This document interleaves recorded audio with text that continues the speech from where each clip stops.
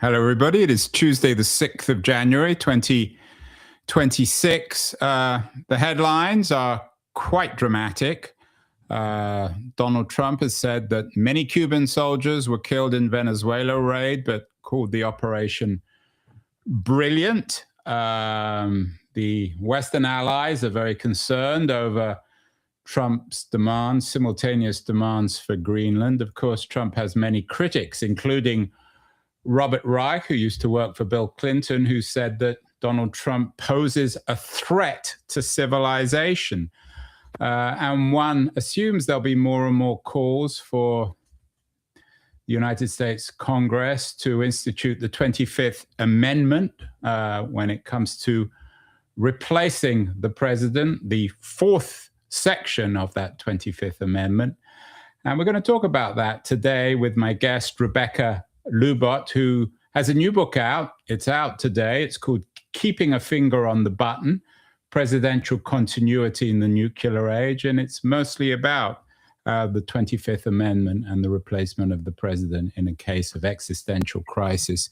Rebecca is joining us from New Jersey. Rebecca, we're talking on Tuesday lunchtime, West Coast time. I think I'll put this out tomorrow on the 26th on Wednesday, so stuff will change.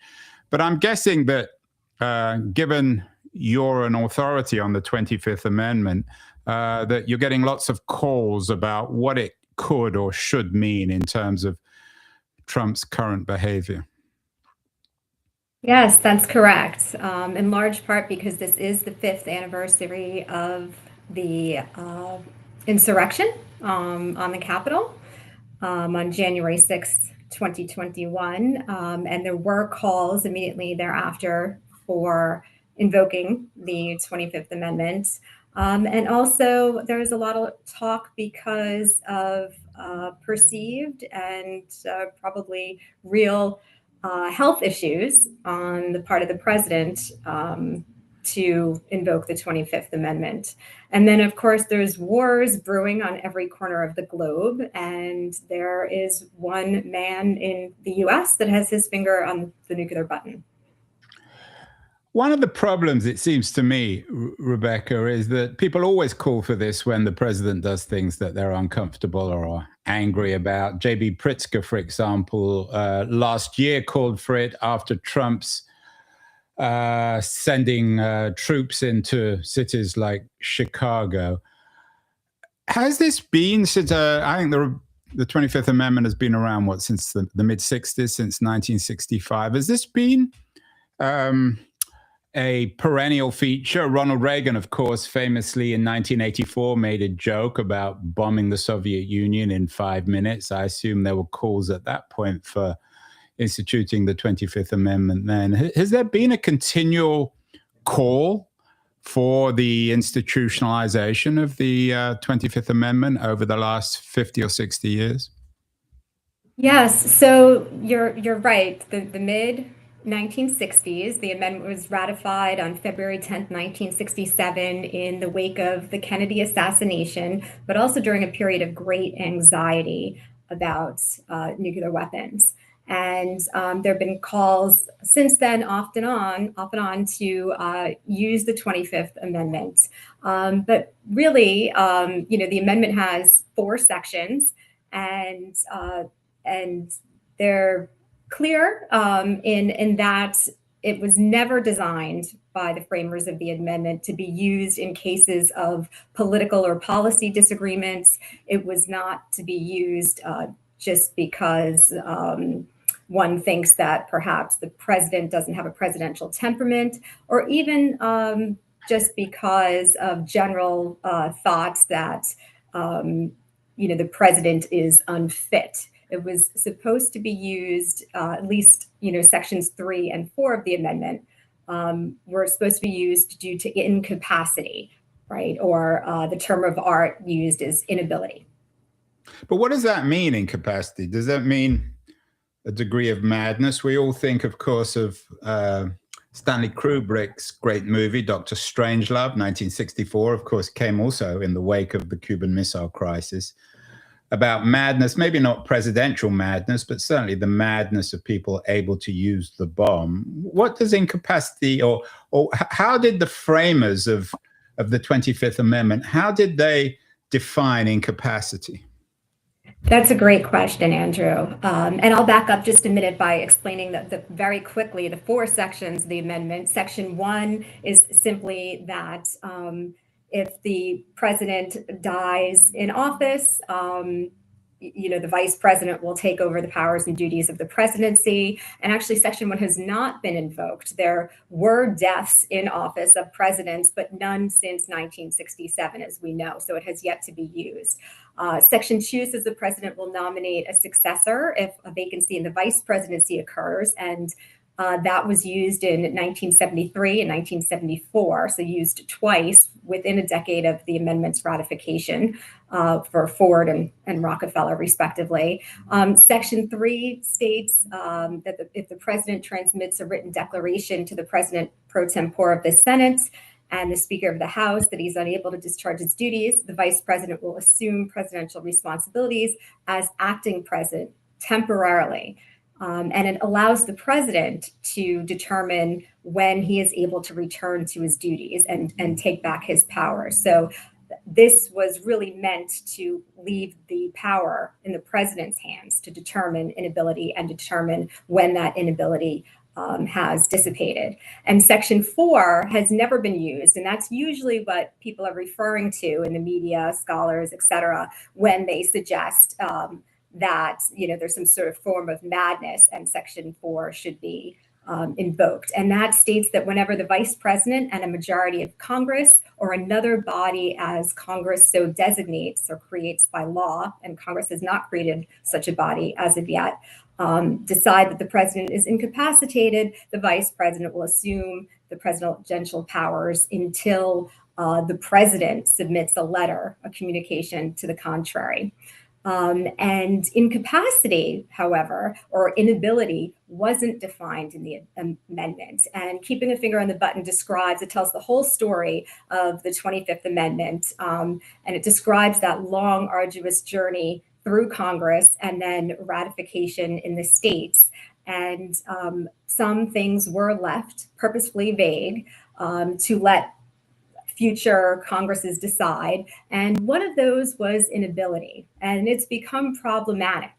So one of my suggestions is to define inability, or at least have Congress, which they can by law, determine a body, a medical body that is not partial, and it consists of experts, medical experts, to determine what inability means. If it's left to the White House physician, who is in the president's chain of command, well, you can see how problematic that is, right? Especially given Trump's tendency to mislead on his own health and bully his own doctors. Right. And so to your point about Dr. Strangelove, that is the fear, is that there will be some sort of madness where a president goes mad and in an instant sets off like nuclear Armageddon, right? So that's the problem. Yeah, no, of course, the amendment came in the wake of the Cuban Missile Crisis. Dr. Strangelove was based on an American general, Curtis LeMay, Air Force general, who was actually involved in the Cuban Missile Crisis, JFK's Cuban Missile Crisis. I think he was much more hawkish, and had he been in charge, maybe none of us would be around today. I have two questions, Rebecca. Maybe they're rather dumb questions, but since it's my show, I can ask them. Why did we need, certainly not just Section 4, but why do we need the 25th Amendment when it came to replacing presidents? Presidents had been replaced in office before. JFK was assassinated and Lyndon Johnson took power. It upset a lot of the Kennedys, particularly his brother, in the manner that he did. So prior to the 25th Amendment, what was the nature of succession, and did this change it when I mean, obviously, we haven't had another president assassinated, although the Nixon example is another interesting one. So what did the 25th Amendment do when it came to a vice president replacing a president?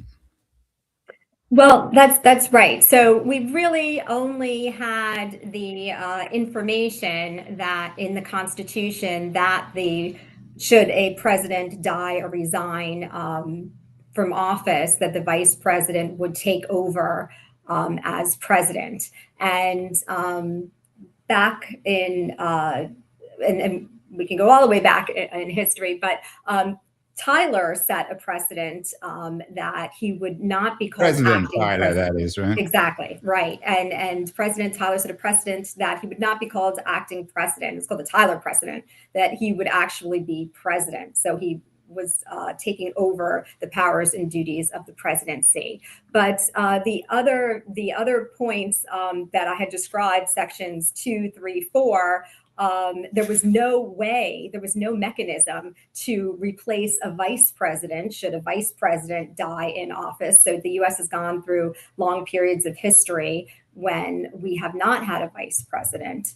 And that had become more and more significant more recently. For example, President Carter was really the president in recent history that gave his vice president, Walter Mondale, more powers. So for a while, the vice presidency was just seen as, you know, a seat that one needed to keep warm in case something happened to the president. But more recently, that vice presidential role has become more significant. And but of course, one wonders what J.D. Vance is thinking these days. Certainly, if the 25th Amendment was used, he would benefit.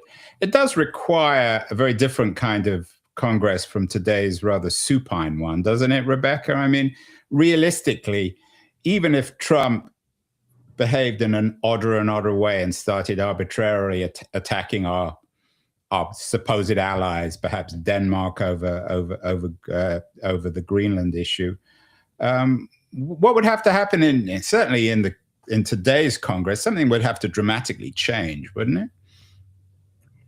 Well, the mechanisms of the 25th Amendment really require a vice president in office, particularly Section 4, because it would be the vice president and a majority of Congress, majority of the cabinet to determine the president was enabled and to invoke the 25th Amendment. But overall, the 25th Amendment was designed to leave the power in the hands of the president to determine an inability and to take the powers and duties of office back when the inability was over. So it was only viewed to be used in cases of true inability. So Congress's role is, with the 25th Amendment, is really to decide whether or not in that last section, Section 4, is the only place really that Congress plays a role, except for the fact that Congress is in the line of succession, right? So it's the vice president and then the Speaker of the House and then the Senate President pro tempore. And that changed in 1947. And so that's part with the Presidential Succession Act of 1947 during Truman's time, in part because of his relationship with the Speaker. But other than that, Section 4 is really the only place where Congress plays a role at all. And Congress must decide with a 2/3 vote in both the House and the Senate if there is a discrepancy. If the president, for example, says, I'm ready to take back the powers and duties, and the vice president says, had said, no, the president's enabled. So if there's a discrepancy there, that's when, the president submits this letter to Congress, and then Congress decides by a 2/3 vote in the House and the Senate whether the president can.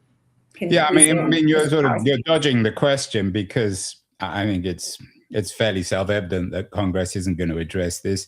My sense, Rebecca, is that if it is to be addressed, it's to be addressed within the military. I mean, if Donald Trump really did go crazy, I mean, maybe he already has in Venezuela or Cuba or Greenland or wherever, the resistance is going to come from inside the military, isn't it? Certainly not from a Curtis LeMay who wanted to bomb, but from somebody from within the military who recognizes that the president is irresponsible and perhaps crazy. Is there a role in the 25th Amendment for the U.S. military? Well, first to address the sort of your first point about Congress, as far as changes to fill in the gaps of the 25th Amendment, I agree with you. I think Congress is unlikely to take any action, within the next few years, and has been unable to be clear to, sort of put a stop to or even slow down the unprecedented action coming from the administration over the last year.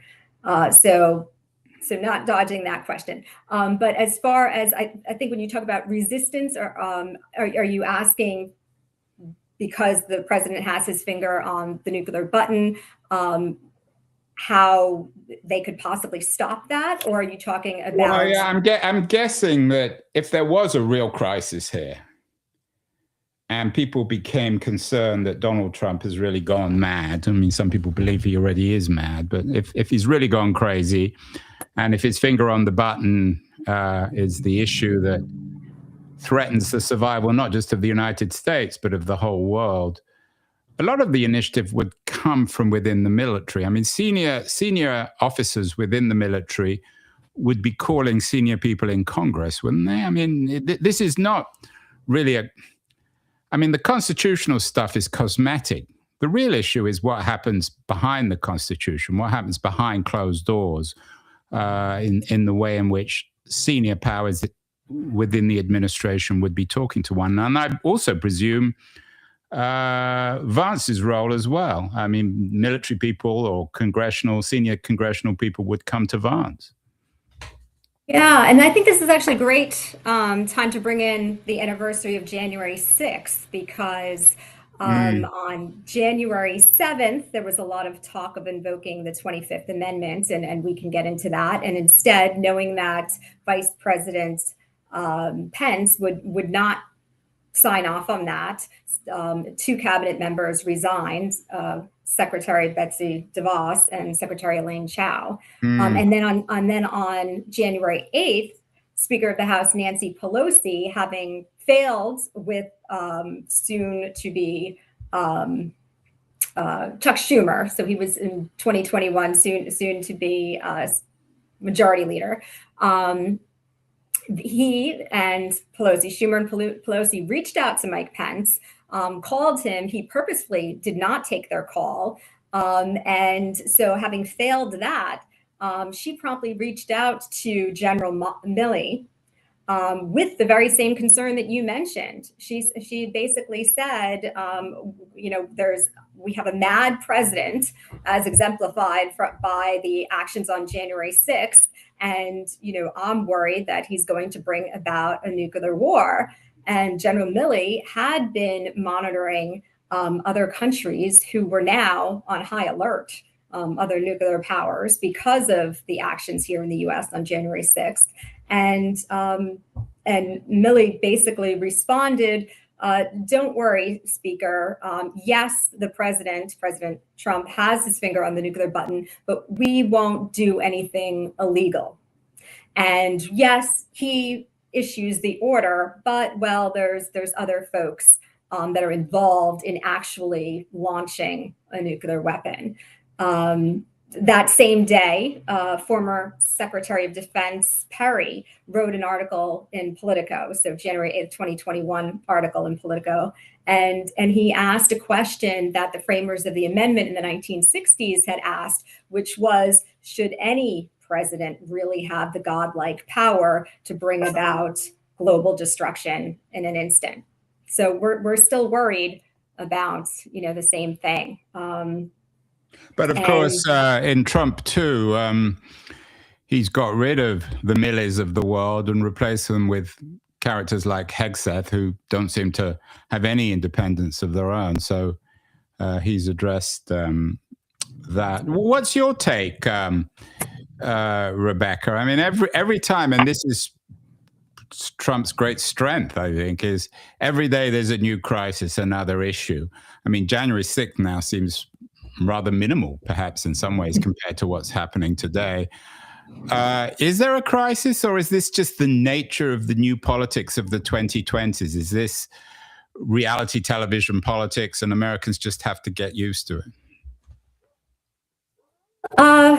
That's also a good question. And you may have caught the article the other day, I believe it was December 30th, by the New York Times, calling the title by the editorial board. The title of the piece was "Donald Trump is the January 6th President."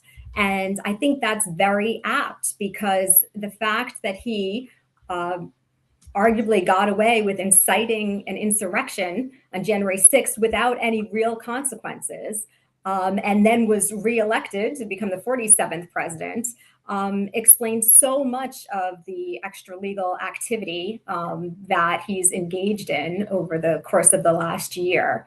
And so I think that's really the tie-in, that, it's unprecedented action, and it's sort of a magician's trick, right? It's like smoke and mirrors, look over here, and then there's another action being taken over there. And it's almost like this Venezuelan issue. There's so many issues at home, right? Affordability, healthcare, and we could go on, including Epstein. So this was almost like a wag the dog issue, right? And if it is, then this and then the New York Times piece, the editorial piece, was discussed over January 6th, is no longer bipartisan.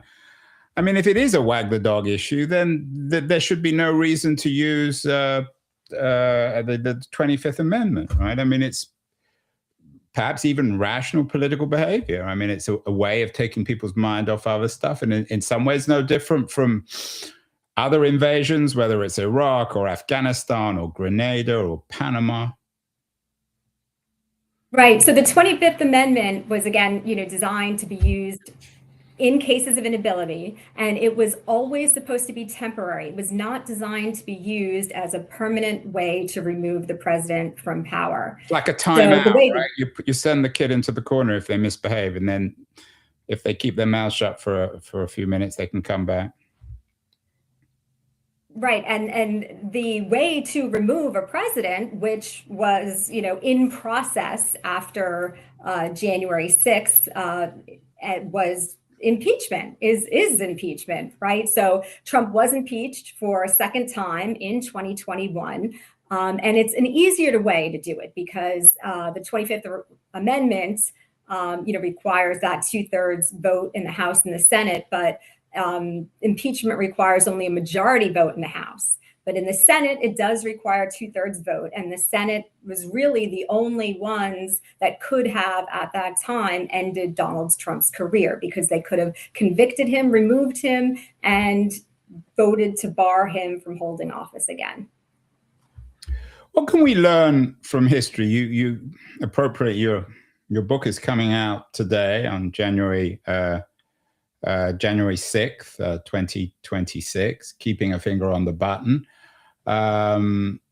What can we learn from history? I know some of the book covers JFK and the Cuban Missile Crisis, his relationship with the Soviet Union. What should and shouldn't we learn about the 25th Amendment from the Cuban Missile Crisis in terms of today's, what some people see as a crisis, although maybe it's orchestrated? I mean, Cuba has announced that 32 Cuban officers were killed in the US operation in Venezuela. So there's something eerie about the way in which Cuba has got sucked into this current crisis. And Trump has made it clear that Cuba is also on the list of regimes to be replaced.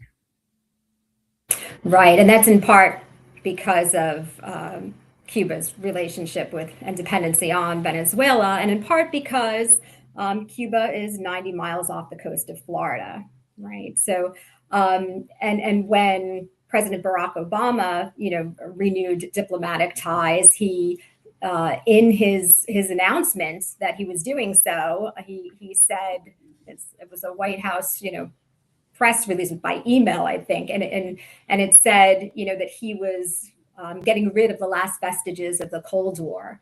But of course, we're still, have these strange relations with Cuba. So I think that I'm not sure if I answered that your question. I want to make sure I'm not dodging anything. So no, I'm not suggesting. I mean, when I said you dodged it, I mean it's a question that has to be dodged given the nature of things.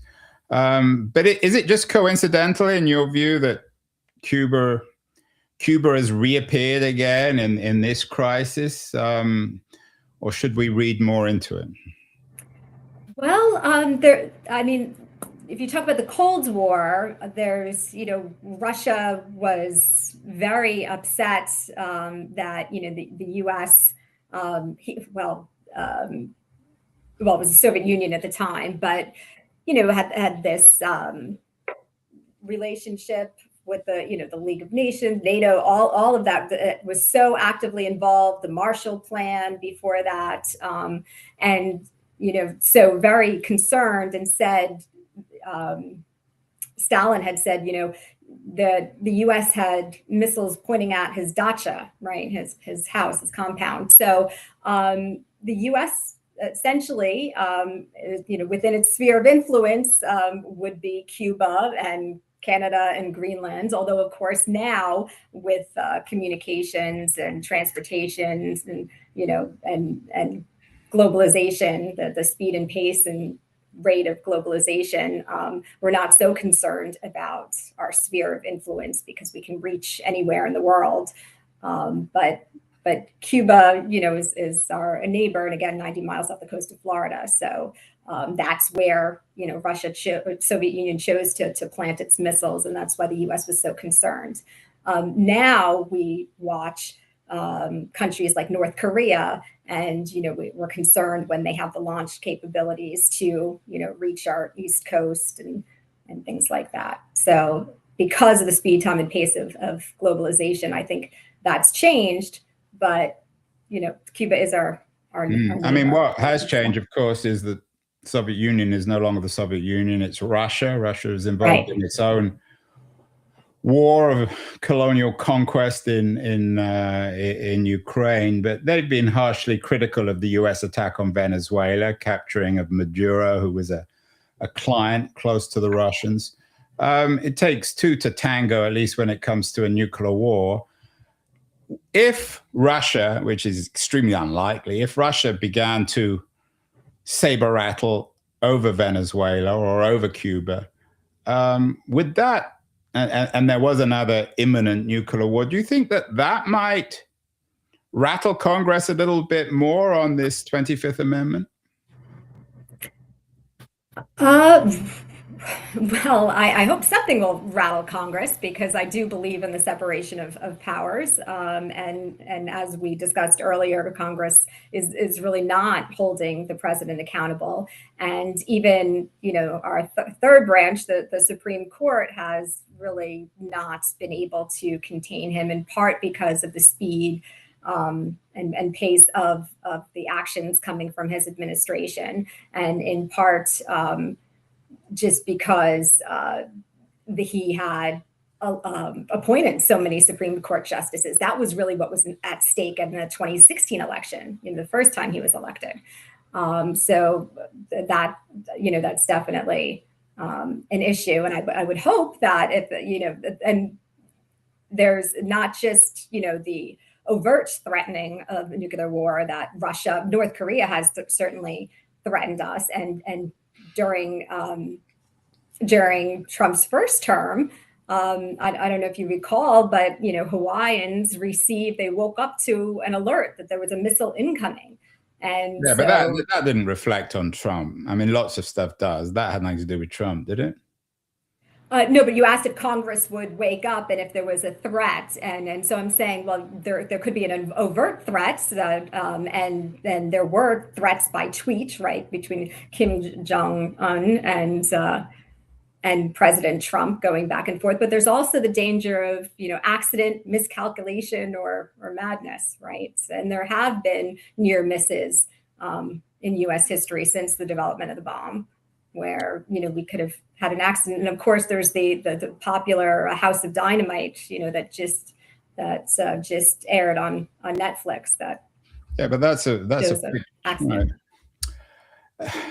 Rebecca, it's not your fault. This isn't a criticism, but for those of us who are concerned about Trump's behavior and potentially the use of the 25th Amendment, if it continues or becomes more odder, more threatening to world peace, you're not reassuring me very much. I mean, you've written this book on it, and this isn't a criticism because your hands are as tied as everybody else's.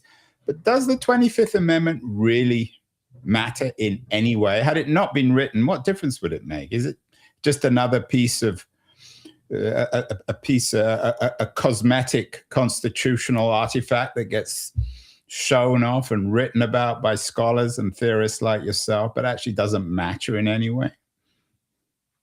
Well, the book was not written to reassure. The book was written because I had access to unmined archives, oral interviews, including of Senator Birch Bayh before he passed away, who's the architect of the amendment, and access to the American Bar Association's records, for example, the U.S. Senate historians' records.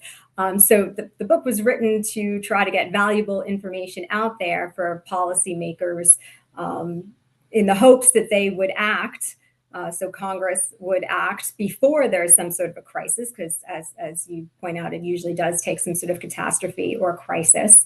And there is a time for invoking the 25th Amendment. So it's not for policy disagreements or generally perceived unfitness to serve, or just a dislike of the president's temperament. But there is a time to invoke the 25th Amendment, and there is a chance that within the next few years, that time will come. And that would be, my guess is, because of the health issues he seems to be having. For example, President Trump was the oldest president a year ago to be sworn into office.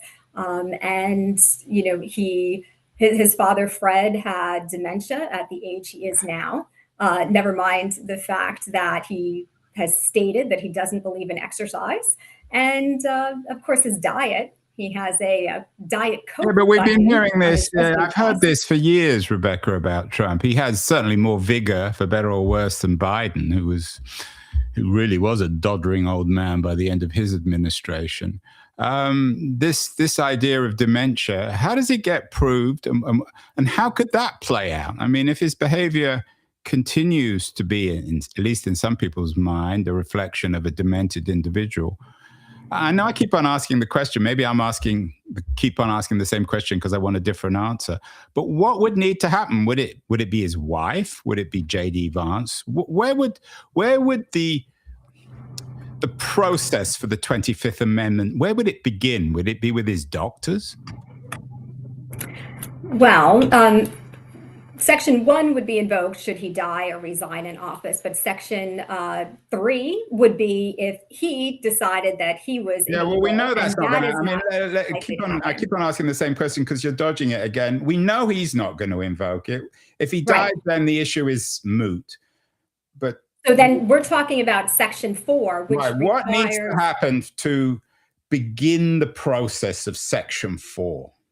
Right. So either the vice president and a majority of the cabinet, which they got their power, they got their positions because of President Trump. So they are very unlikely to move forward on the 25th Amendment, or Congress needs to designate a body to determine inability. What is inability?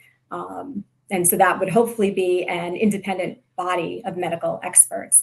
But the First Lady, the wife, has played a role For example, Woodrow Wilson's illness, they called Edith Wilson the presidentress because at the time she kept him aside and she determined who saw President Wilson, and she looked at his correspondences. But that was in a day and age when foreign policy decisions could be made more slowly. They didn't need to be made, instantaneously. Pre-nuclear weapons, before America was it remained a great power. And of course, Wilson had a stroke, was it?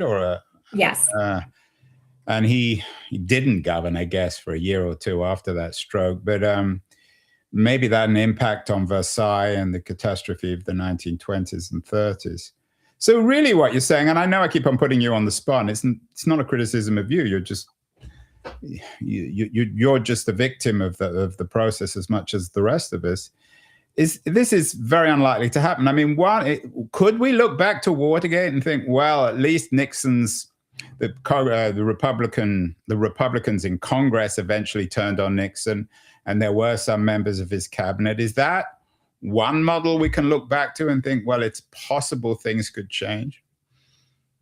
Right. So, right. And that was Section 1, and then, as we discussed, Section 2 with Ford and Rockefeller. It's possible that that Congress at some point, not in the near future, would designate a body, but it's also very unlikely that that the vice president and a majority of the cabinet would invoke Section 4. What's more likely is that there will be continued discourse in the public and focus on it. But again, the way to sort of remove the president is either to not vote him in office in the first place or to impeach, which is actually easier to do. Well, it's easier in theory. In practice, when it comes to Trump, much more difficult. Neither of the movies, we've talked about Strangelove, neither of the great movies which seem eerily resonant now is The Manchurian Candidate, originally a 1959 book by Richard Condon, then another great movie by John Frankenheimer in 1962. The idea of perhaps the president or a senior administration figure being controlled by a foreign government. Does Section 25, does the 25th Amendment or Section 4 in the 25th Amendment, does that address that it's conceivable that a foreign power might have infiltrated the mind or interests of the US president? Right. And that's that madness question again, and who determines inability? And Congress left that intentionally blank. They believed that the future Congresses could take action if they so chose, and that they would be motivated by the public good to do so. And unfortunately, that doesn't seem to have happened. Well, I hope we survive, Rebecca, for the next 12 hours between talking and posting this. Not a very good joke, I'm afraid. You sound resigned to not much changing.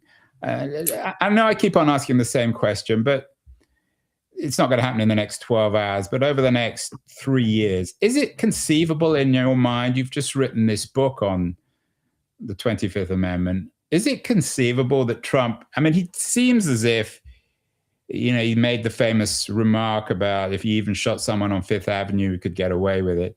He seems as if, and his strategy is that the worse he behaves or the crazier it behaves, the more power he has, the more invulnerable it is.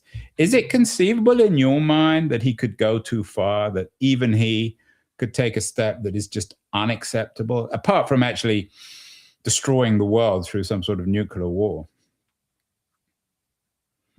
The composition of the of the Senate and the House is changing. We have the midterms elections coming up, so it's possible that with a different composition that Congress would begin to exercise their powers, and checks and balances that are supposed to happen to occur on the executive branch would actually occur. So I think there's hope there. And there's also, the idea that simple statutes can fill the gaps in the 25th Amendment, and also the idea that the president's finger is the lone finger on the nuclear button, that can also be addressed so that there's, as the author and scholar Garrett Graff says, no lone zone. Garrett So Graff was all on the these things need to show. be- Yeah, another very good writer. Well, the book is out today, Keeping a Finger on the Button.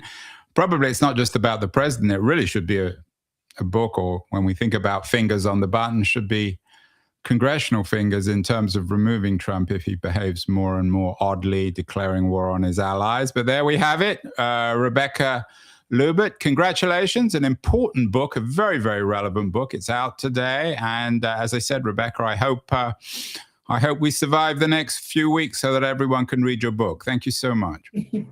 Thank you for hosting me.